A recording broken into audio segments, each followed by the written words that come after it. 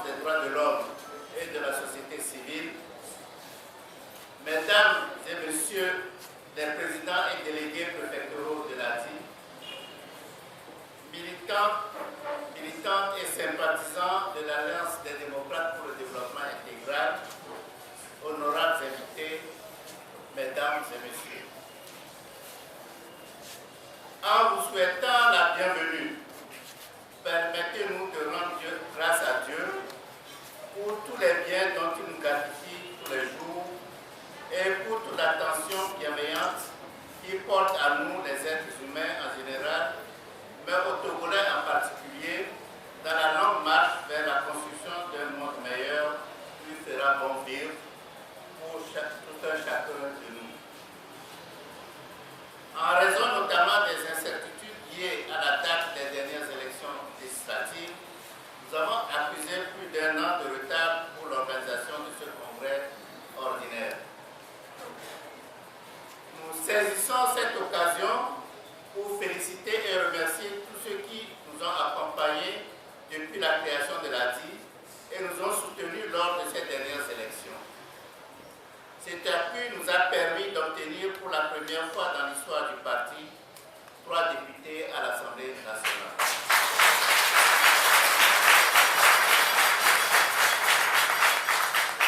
Si cette victoire est une bonne performance pour le parti, elle est tout de même une symphonie inachevée en raison de l'échec de l'opposition à atteindre l'objectif commun qui était de gagner la majorité parlementaire. Il y a 23 ans, plus précisément le 3 octobre 1991, des hommes et des femmes des différentes contrées de ce pays se sont réunis en assemblée pour fonder l'Alliance des démocrates pour le développement intégral, avec pour mission la quête d'un espace de liberté dans lequel ils souhaitaient bâtir une société libre, juste, démocratique et économiquement épanouie. Cet engagement se justifiait par des pratiques sociales, économiques et culturelles d'alors qui avaient enfoncé notre pays dans l'abîme de l'égoïsme, de l'injustice, de la dilapidation des ressources publiques et du culte de la personnalité. Et pourtant, après plus de 2 décennies de lutte pour plus de démocratie au Togo, il est regrettable de constater que les préoccupations qui justifiaient la création de l'ADI sont toujours questions d'actualité.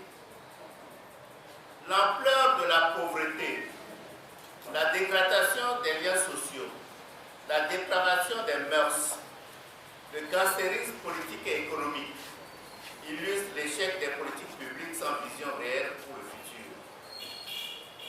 L'entêtement à refuser de promouvoir des valeurs nobles de justice sociale, de respect de l'autre, de solidarité, de démocratie tendent à maintenir un climat de rancœur et de résignation dans la société togolaise. Aliéner les sociétés, les concitoyens par des partis d'achat de conscience, diviser les familles et les communautés, créer et entretenir la terreur pour éloigner les esprits créatifs ont finalement conduit à une société en perte de repères. Nous en avons pour preuve l'intolérance verbale, la promotion de l'arilisme, l'inversion des valeurs morales qui fait du prévaricateur l'exemple à suivre et du tortionnaire celui qui est pour lui. Il en résulte le repli identitaire, l'incivisme pour exprimer leur ras-le-bol à grande échelle et bien d'autres comportements que les Togolais utilisent pour exprimer leur ras-le-bol, pour manifester leur opposition aux injonctions des dirigeants devenus peu crédibles à leurs yeux.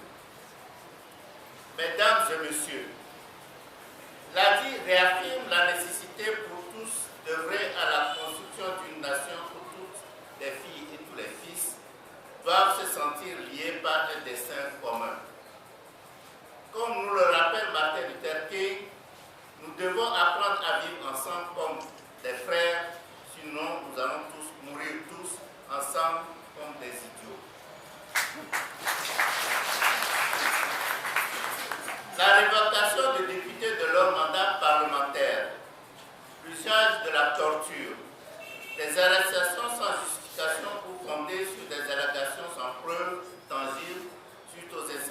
Grand Marché de Lomé de Kara, conforte notre conviction selon laquelle le régime en place, aveuglé par le pouvoir, a perdu la raison et le bon sens.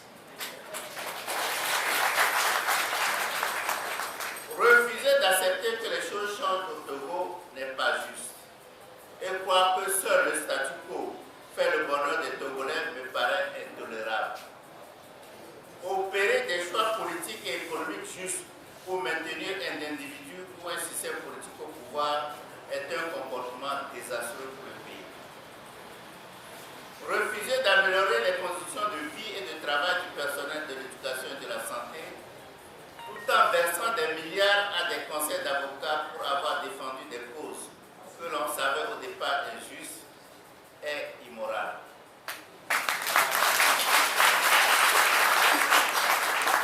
Tous les Togolais qui ne se reconnaissent pas dans la gestion actuelle des affaires publiques doivent se remobiliser pour barrer la route à l'imposture et redéfinir une nouvelle méthodologie de la lutte politique. Nous invitons les cadres supérieurs à prendre leurs responsabilités et à utiliser tout leur capital de savoir accumulé durant des années pour aider à soulager la souffrance et la douleur de ce peuple. Face à l'attitude de silence et de résignation qu'adoptent certains compatriotes devant les débats nationaux majeurs, ou pire encore, face à leur caution à des pratiques faites d'intrigue et de déni du droit, nous voulons paraphraser encore les propos de Martin Luther King pour dire que ce qui nous effraie, ce n'est pas l'oppression et l'applaudisme de nos dirigeants, mais plutôt l'indifférence qu'affichent des responsables de haut niveau par peur pour leur intérêt individuel et personnel. Les réformes politiques, constitutionnelles et institutionnelles et les élections locales que le pouvoir refuse d'opérer doivent interpeller chacun d'entre nous. Chaque Togolais a le droit de vivre sous un État gouverné par les lois qui privilégient l'intérêt collectif. Nous invitons une fois de plus le pouvoir en place à la grandeur d'âme et à l'amour de leurs concitoyens pour ouvrir le vote, la voie à la mise en place d'institutions qui sécurisent, eux, les tenants du pouvoir d'aujourd'hui, eux aussi ceux qui légitimement aspirent à gouverner le Togo demain. Mesdames et messieurs, distingués invités, aux partenaires techniques et financiers qui ouvrent aux côtés du Togo, l'ADIC tend à leur exprimer toute sa reconnaissance pour l'accompagnement qu'il apporte à l'État togolais. Nous profitons cependant de l'occasion pour partager avec eux cette analyse que m'a tenue il y a quelques années un de mes oncles. Lorsque dans votre famille, vous avez un ivrogne, le bon sens voudrait que vous l'aidiez à sortir de ce vice. Mais si vous ne pensez pas bien la manière avec laquelle vous devez l'aider, vous pourrez l'y enfoncer encore plus. Nous croyons pour notre part que les aides bilatérales et multilatérales pourraient mieux nous profiter si le pays disposait d'institutions capables de sécuriser tous les apports financiers dont nous bénéficions.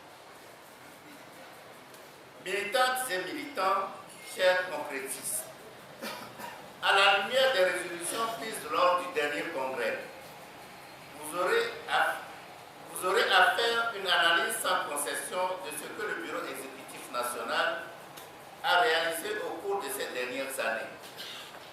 Si beaucoup d'entre vous ont travaillé courageusement et sans relâche pour que le pays soit actuellement représenté à l'Assemblée nationale, nous devons cette victoire également à l'adhésion d'un plus grand nombre de Togolais au changement. Comme l'avait recommandé le dernier congrès, le Bureau exécutif national a œuvré inlassablement pour l'union de l'opposition. Nous l'a dit, demeurons convaincus que la diversité et la pluralité des opinions est nécessaire pour un système démocratique dynamique.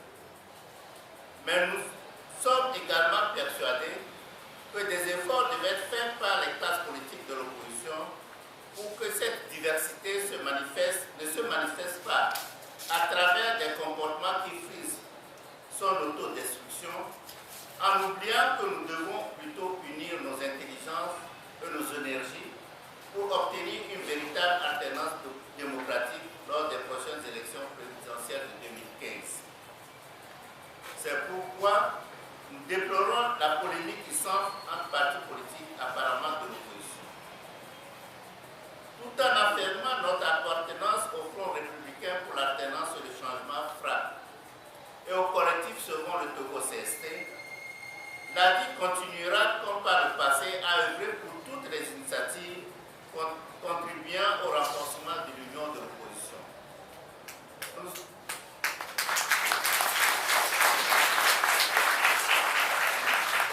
Nous sommes heureux de notre appartenance avec l'Alliance nationale pour le changement ANC au groupe parlementaire ANC-ADI qui travaille dans l'harmonie la plus complète. C'est pour cette raison, comme le sujet si bien le thème du présent congrès, vous devez faire des propositions pour l'organe de direction qui sera issu de nos travaux, œuvre avec détermination pour une mobilisation de la population en vue d'une alternance démocratique et sans violence au Togo en 2015. À cet effet, une relecture des textes de base du parti s'impose. L'organe directeur devrait disposer de moyens adéquats afin que le parti puisse jouer un rôle de premier plan dans la vie politique du pays. La composition de l'organe de direction du parti devra refléter la plus grande implantation nationale et une meilleure représentation de la jeunesse et des femmes. En outre, des réflexions pour une plus grande mobilisation de ressources financières et humaines pour le parti sont également nécessaires. Des propositions pour la définition d'une stratégie unitaire de l'opposition en vue d'aboutir à l'alternance démocratique en 2015 seront les résultats les plus importants pour répondre au thème du congrès que nous avons démocratiquement choisi. Honorables invités et chers congressistes, nous ne saurons terminer nos propos sans, au nom du bureau exécutif national sortant, vous présenter nos remerciements pour le soutien de toutes les militantes et militants tout au long de notre mandat. Nous nous remercions également les membres du bureau pour l'abnégation dont ils ont fait preuve durant notre mandat. Nous félicitons le comité, nos félicitations vont au comité d'organisation de ce congrès qui n'a épargné aucun effort pour la réussite de cette manifestation.